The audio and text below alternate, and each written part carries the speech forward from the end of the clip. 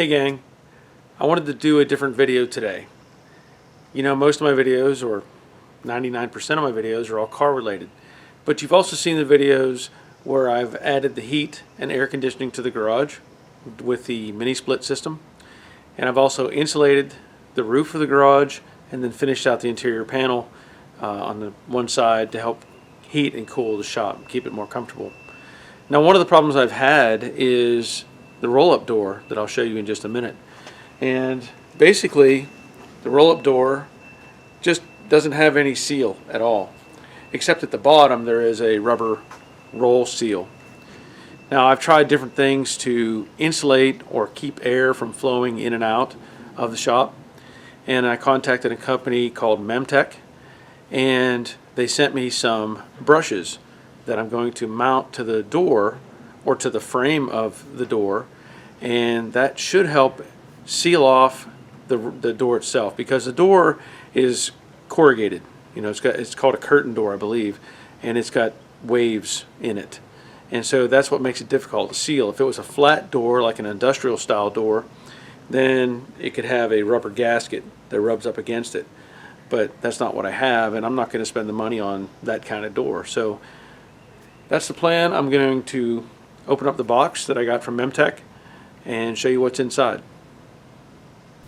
So let me just tell you that this box is just over 6 feet long.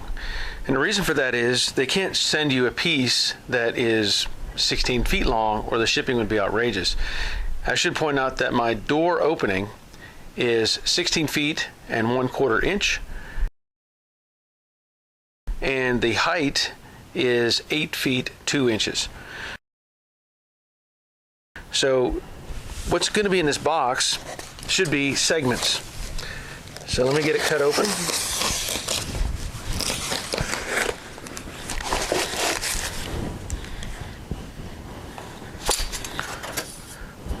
And that's what it is. Aluminum strips.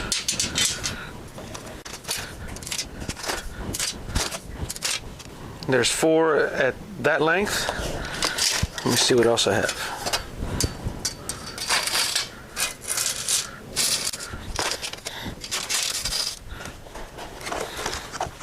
Aha! And these are the brushes.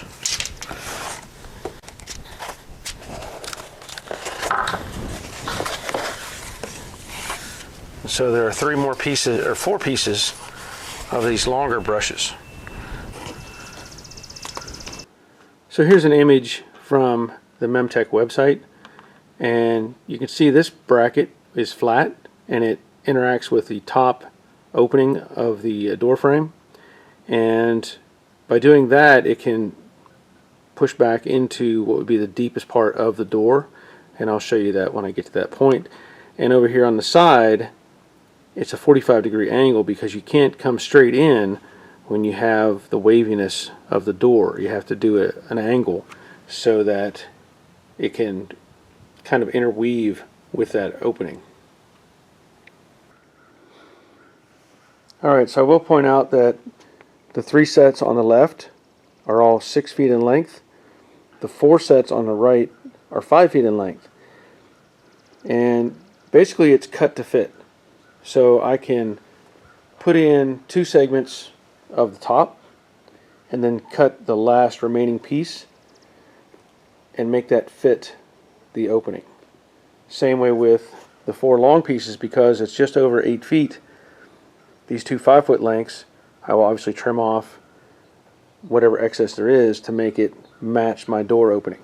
Now, the only conflict that I'm going to have, I think, with any of this, and I may have to adjust, I don't know, we'll figure it out, is my garage sits on a concrete curb, and that's about 5 or 6 inches, which makes up for some of the height difference. But if you'll notice, it sticks out a little bit. So I'll have to figure out how I'm going to address that. The aluminum extrusion looks like it'll bend pretty easily, so I may have to just kind of joggle that around and then put some sealant between the two. Now, as I look at this, it seems pretty simple. This brush just slides into the track.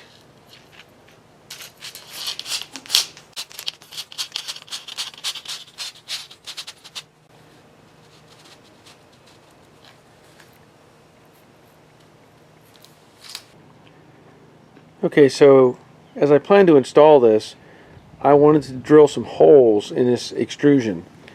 Now, when I talked to the representative on the phone, they said you could use self-tapping screws, or you could drill your own holes and put in wood screws. So I elected to lay out a pattern. In this case, I'm going to start with a 1/2 inch off the edge, but I'm going to stretch the tape to every 8 inches and drill a hole. And you could probably do whatever you feel like you want to do, but this is what I feel like I need to do, so that's how I did it. And I'm going to drill a hole at those locations. And I'll repeat that in the other pieces as well, of course.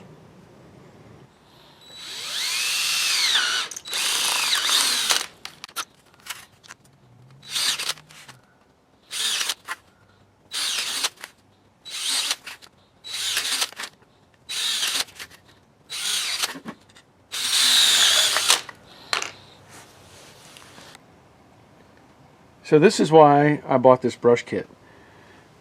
Now you can see what I'm dealing with this curtain type door with these waves. It's very hard to seal that. There is a rubber piece on the face of the door, maybe hard to see, but that's really just a noise item more than anything else. And then as you look up, there's the gap between the door and the frame. So that's just air passing in and out. I did try to put a piece of insulation, I don't know if you can see it or not, up on top of the door, but that really didn't help much.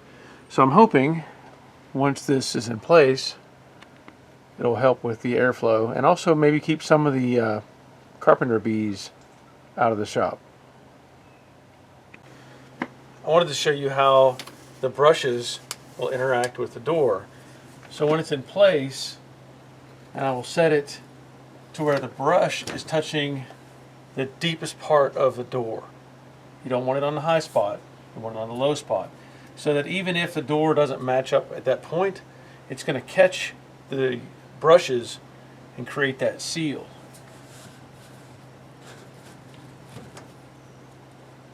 So the screws I'm going to be using are these number 8 by 9/16, and it's a truss Phillips self-piercing screw, and you can see they're not very long, but it's not going to take much to hold that up.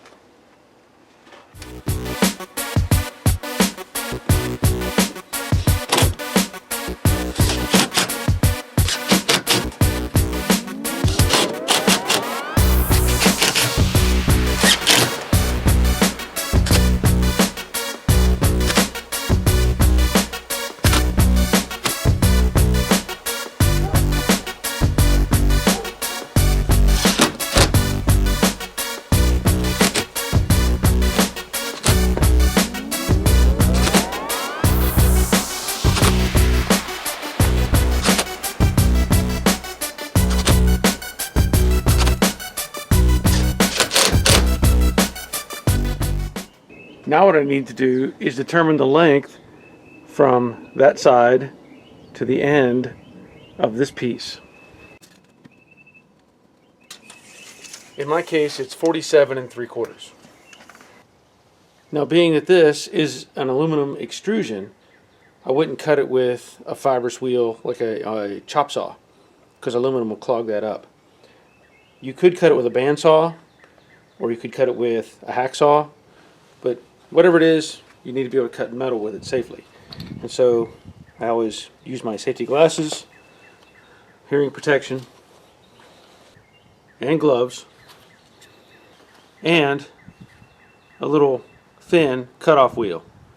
Now this is designed to cut through steel, aluminum, just about anything. So that's what I'm going to use.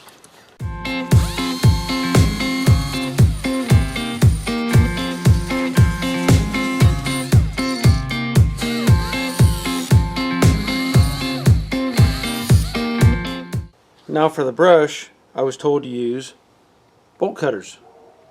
And that makes sense because the end gets crimped together as you cut it. I'm hoping my old bolt cutters are in good enough shape to do this, but we'll find out.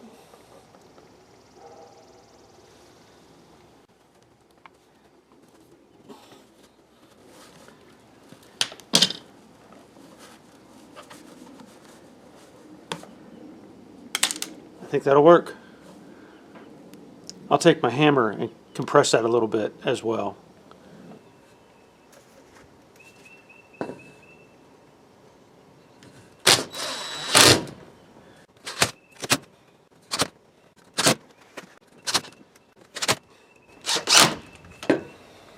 See if I can show you how well this seal or these brushes interact with the door now.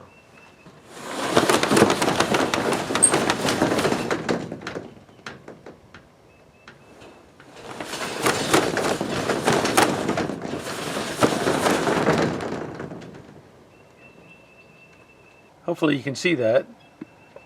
The brush is actually angled down slightly because it is caught on the roll out part of the door. That alone is going to help tremendously for what I want it to do. Alright, with the top installed, I want to work on getting the sides in place. Now, I want to point out a couple little things here. On the other extrusions, I drilled a 1/2 inch edge, and then I went with 8 inches on center, and it worked out a nice pattern. But with these 5-foot lengths, I did a 1/2 inch and then 8.5 inch on center, and it worked out very well. In fact, it's perfect. So just to use that as a reference. Also, whenever I ordered these, they request a dimension, and the dimension is from the edge to the deepest point in the door, and in this case it's 1.5 inches.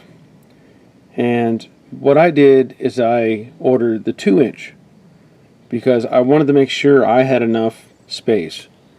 So 1.5 inches may have worked just fine, but I went a little bit longer because I just wanted to make sure I had enough overlap or coverage with the door.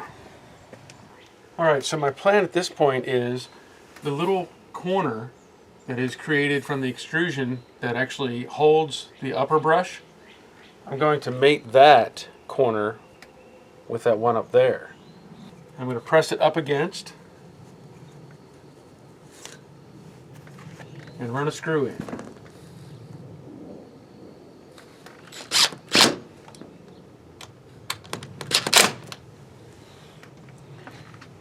Now my plan is to make sure my gap is consistent all the way down, and that it is the same when I say gap from here to here all the way down to the bottom, and adjust accordingly.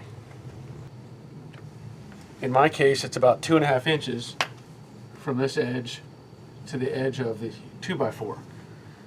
So I'll adjust the lower section and put the screws in the same way.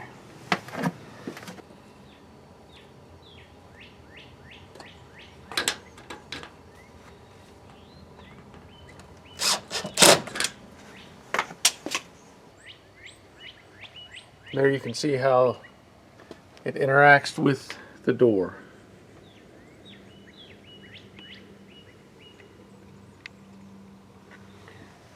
Now I'll measure that lower section, and again I'll have a variance because of that chunk of concrete, and so I'll have to see how that works out. I may end up having to drill a hole and put a insert in there so that I can attach to the concrete.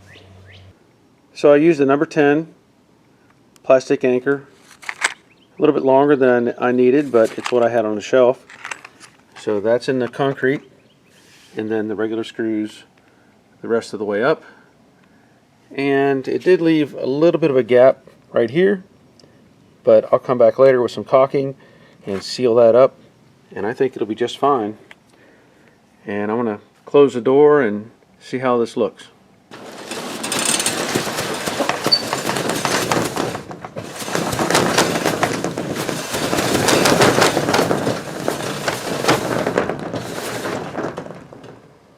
I think that's going to work just fine.